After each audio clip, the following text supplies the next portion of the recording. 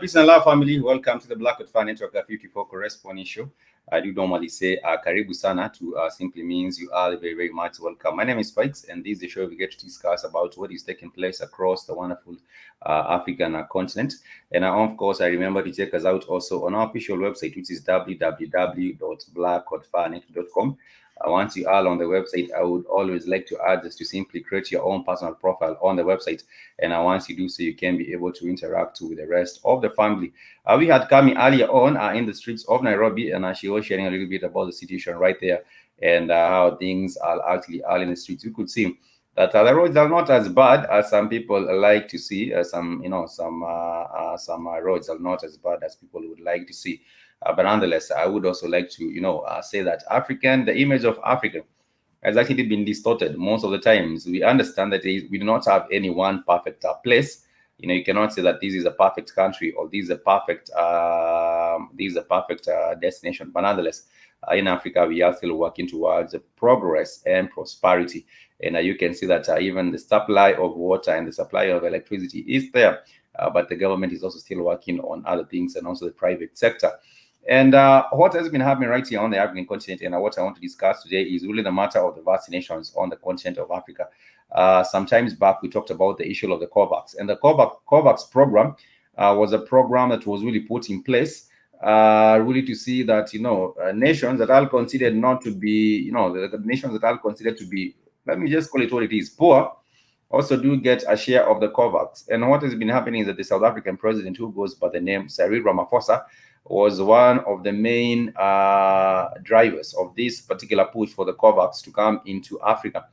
And I do believe the people of South Africa have also been misled, because the numbers daily reported on the continent of Africa are the highest only in South Africa. If you look at the numbers in South Africa and the rest of the African continent, you realize that there is a very, very big disparity between these two numbers. In South Africa, you hear about them crossing 500,000 mark. I think that was in November or December. And then I think people even lost count of the number of people that have tested positive for the COVID in South Africa.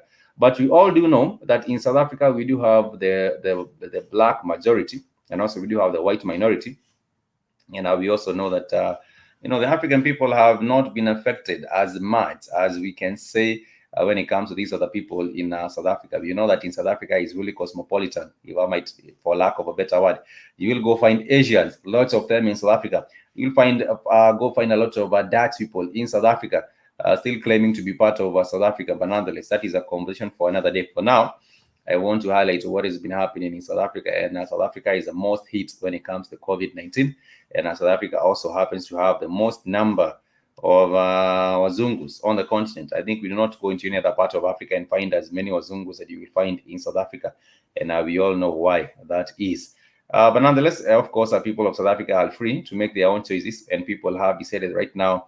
Some of them have volunteered to be involved in that particular inoculation program, and we shall be telling you how that particular one goes. We have said that when it comes to the matter of the vaccinations, people should stay away, should stay very, very warned, because you do not know what is going on with this particular content. Not just the content, but even the way the program is being run.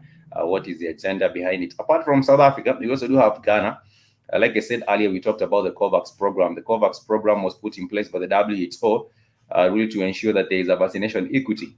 They're talking about vaccination equity. But Ghana has become the first country to receive the COVID vaccine through the COVAX program. But I might also ask is about the choice of Ghana, because Ghana is not really the most poorest country on the continent. And I was saying that this particular vaccination program, the COVAX, was put in place to ensure that poor countries are also getting are not getting left behind with the vaccinations. It was put in place to allow also poor countries to access the vaccinations.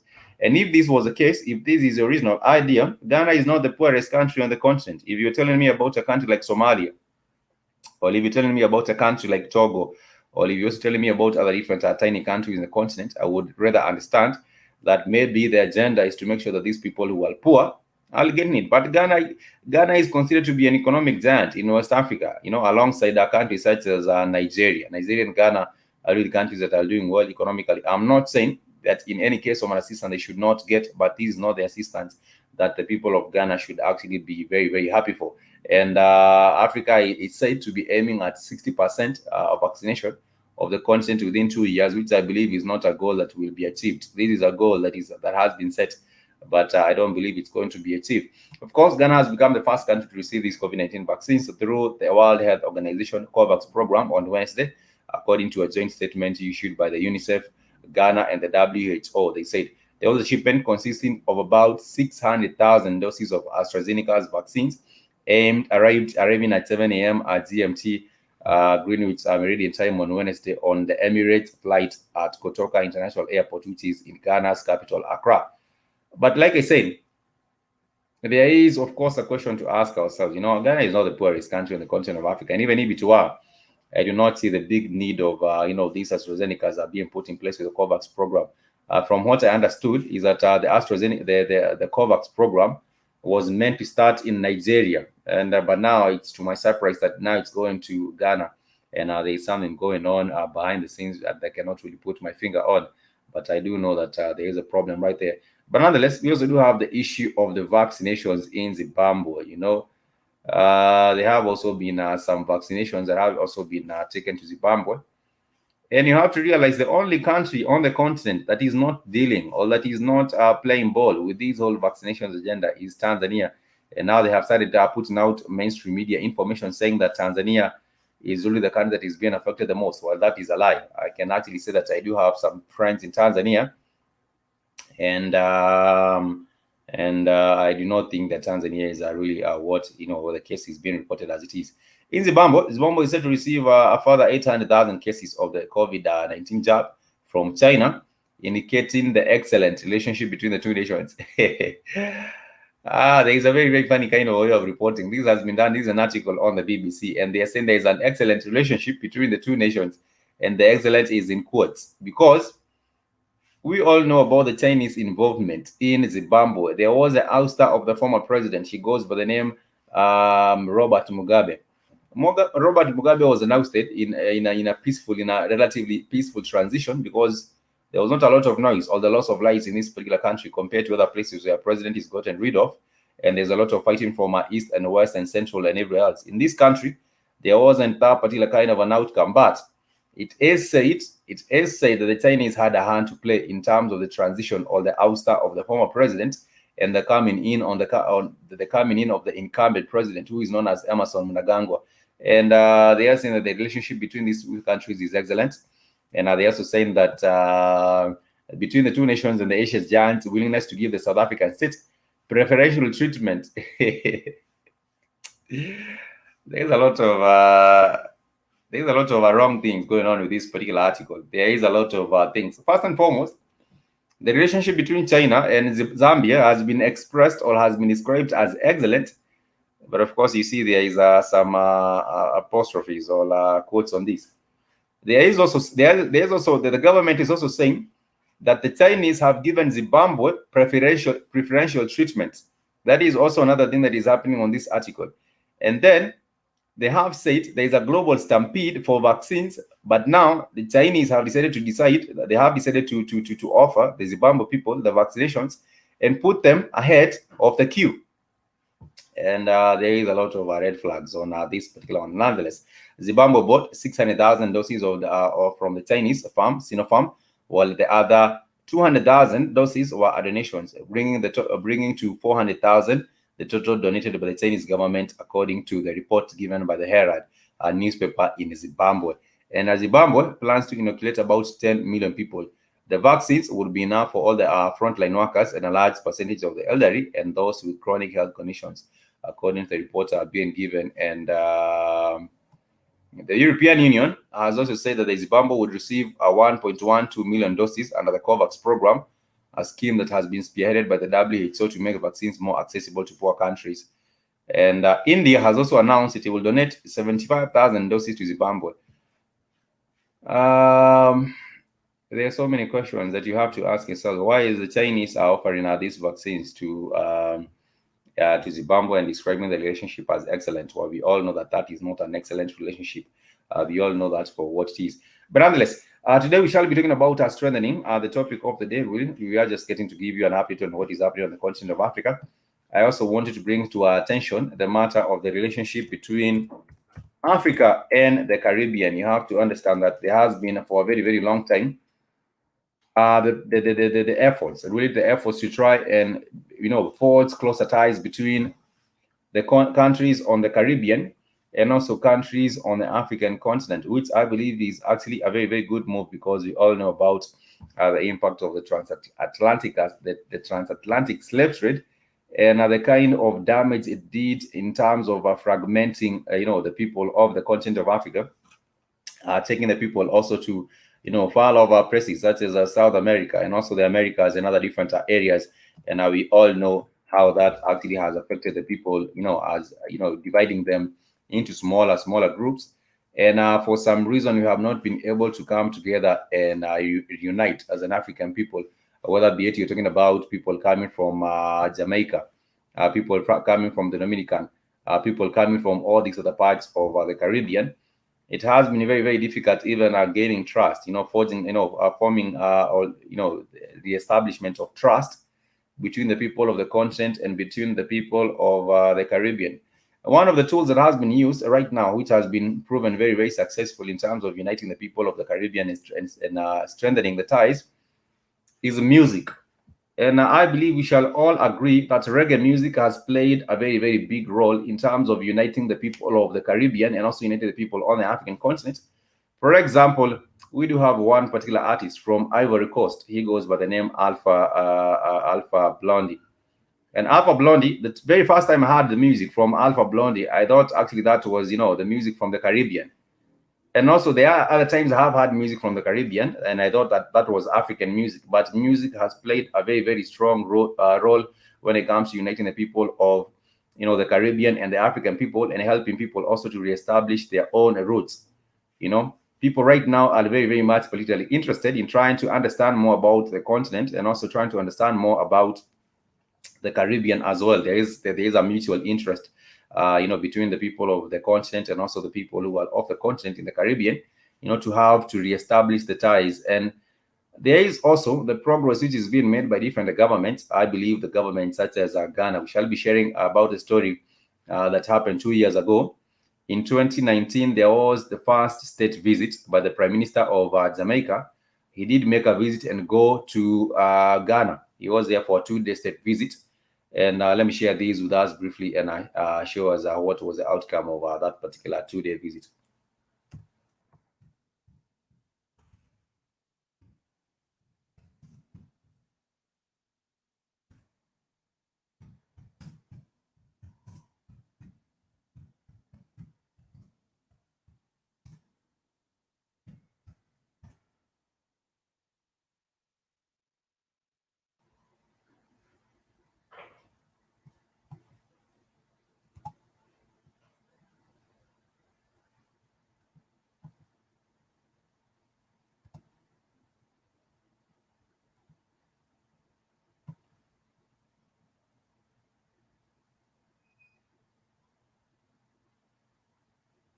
Let me share these with us so that you can see the president. The reason I love using StreamYard, well, that's easy.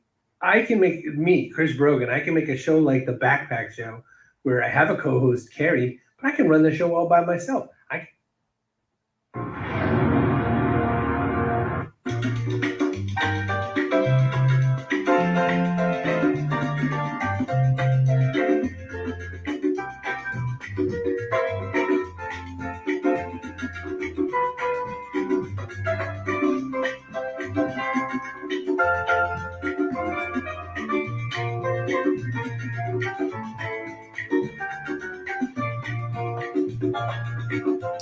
This is a 2-day official visit by the president of Jamaica. He actually went on a 2-day visit to Jamaica, and also the same favor was returned because the president of Jamaica did the prime minister of Jamaica did tour Ghana as well, and there were so many bilateral agreements that were signed between these two nations, and also.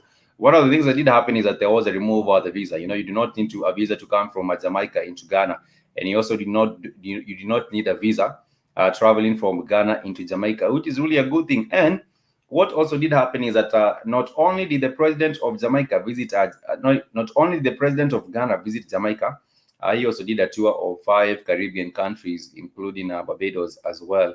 And that was really an interesting thing to see that there is there is a concerted effort to make sure that there is the fostering of unity between Africa and the Caribbean.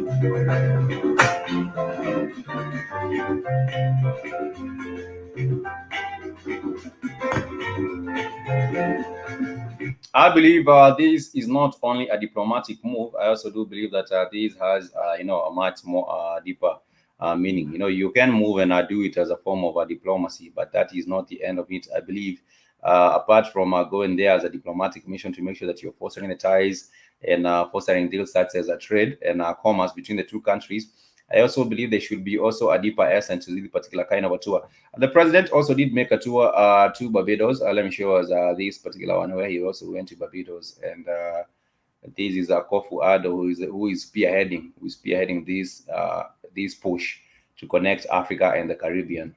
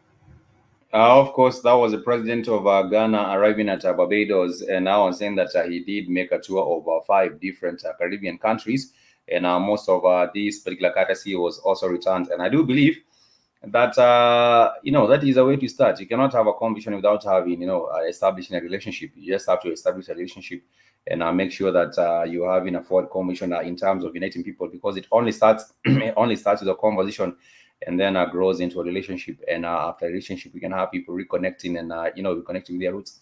apart from that particular president, we also do have the president of Kenya, who also did a tour. He also did a tour, and he also went to Jamaica.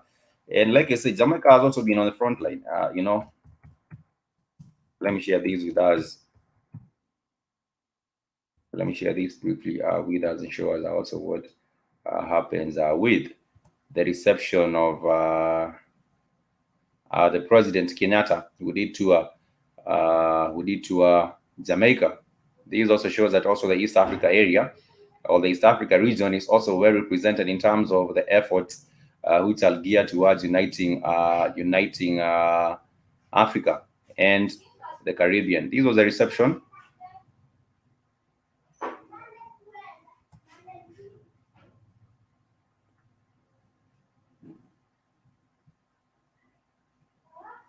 This was the president of Kenya arriving in Jamaica.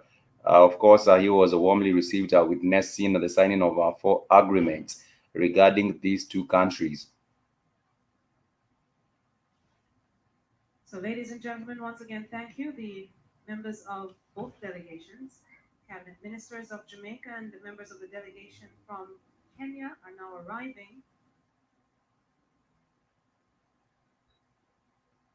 Are being seated. For those who traveled all the way from Kenya, I'll just give you the local time. It's 10 minutes past 5 o'clock in the afternoon. And I know it took 24 hours for you to get here, so welcome to Jamaica.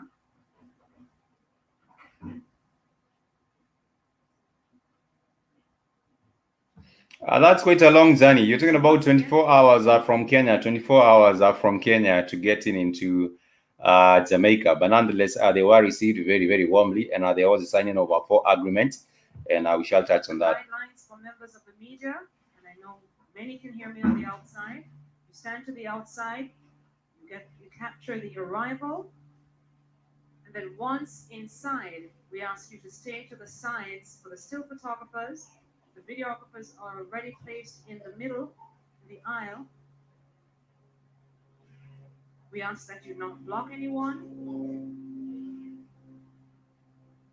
And we'll have the signing ceremony followed by the statements. I ask everyone to sit until we have the arrival of both Prime Minister Holness and President Kenyatta, and then we can begin our formal proceedings.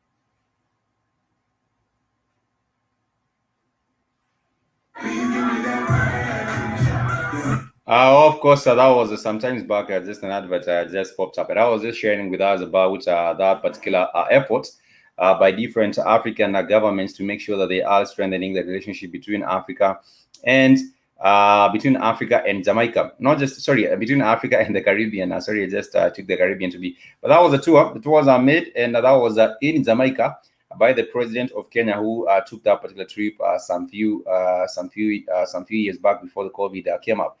But nonetheless, I was saying that there should be a much more concerted effort to make sure that the relationship is being strengthened from different points, not just from the trade and commerce point, but also from other different kinds of ways in which we can cooperate. I understand that was an international diplomacy mission, but it should be much more than that. Also helping people also to reconnect at an interpersonal level, not just at a national level. We can say that the government of Kenya has a cordial relationship with the government of Jamaica, or with the government of Barbados, or with the government of Guatemala, or all these other different nations.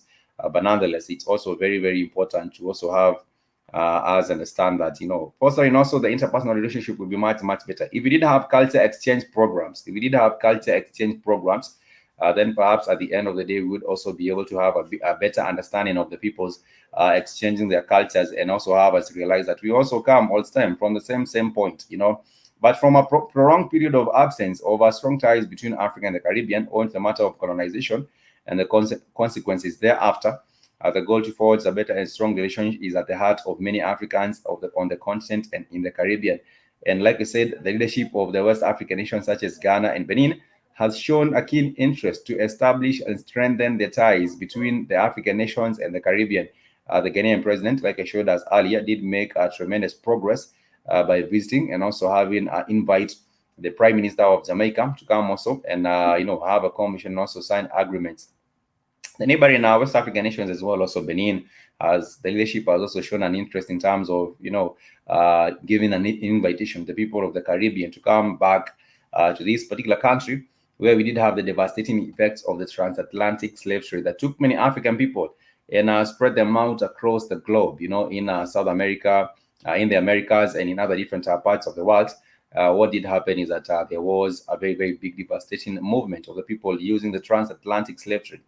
And not just in West Africa, I have also talked about in areas such as Zanzibar. In Zanzibar, we have also had the same stone town. If you go to Zanzibar, you will see a place where there was a spot for the trading of slaves.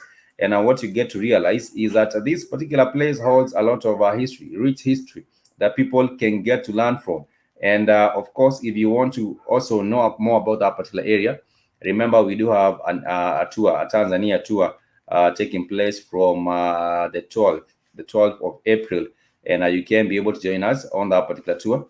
They have some people who have been, putting out information about the fear of the COVID-19, but I would just like to reassure the family that we are still embarking on that particular tour, and we are hoping to go and learn more about the history and the culture of the Tanzanian people. Like I said, there has been the effect of colonization and also slavery.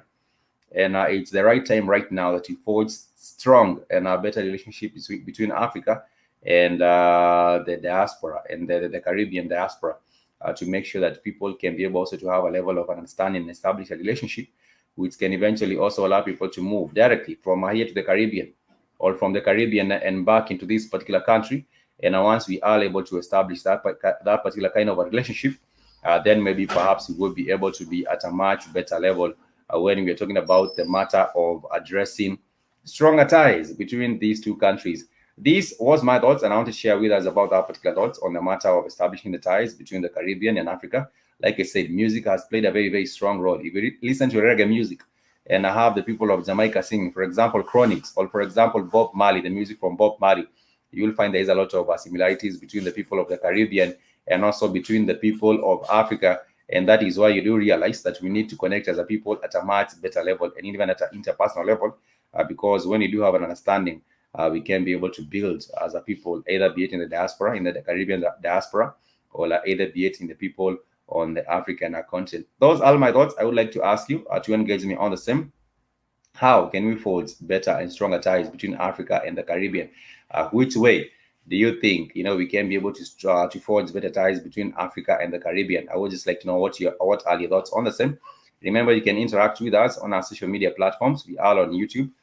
We are also on Instagram, Black Hot Fire Network. You can also find us on Twitter, Black Hot Fire, and also on Facebook, Black Hot Fire Network Radio Station. I would like to know your thoughts on how we can forge better relationships between the African and also the African in the Caribbean, or the Caribbean family. We'd like to know what are your thoughts on how can we forge a better tie between these two people. We are one people, but nonetheless we are in different places in Africa and then in the Caribbean.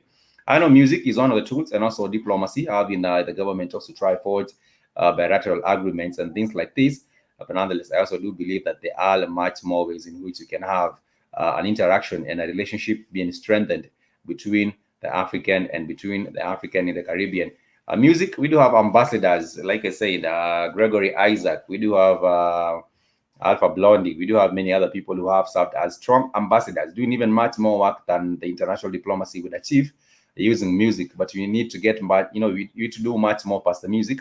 Perhaps you can also make sure that travel is open and people are also able to travel freely and affordably maybe from the continent into the Caribbean, and also from the Caribbean into the continent. We are winding up on this particular episode, and I want to thank everyone that has tuning in. Remember, this is a Black Hot Fire Network, and this is a Fit for Correspondence show. Till next time, I want to say kwaheri.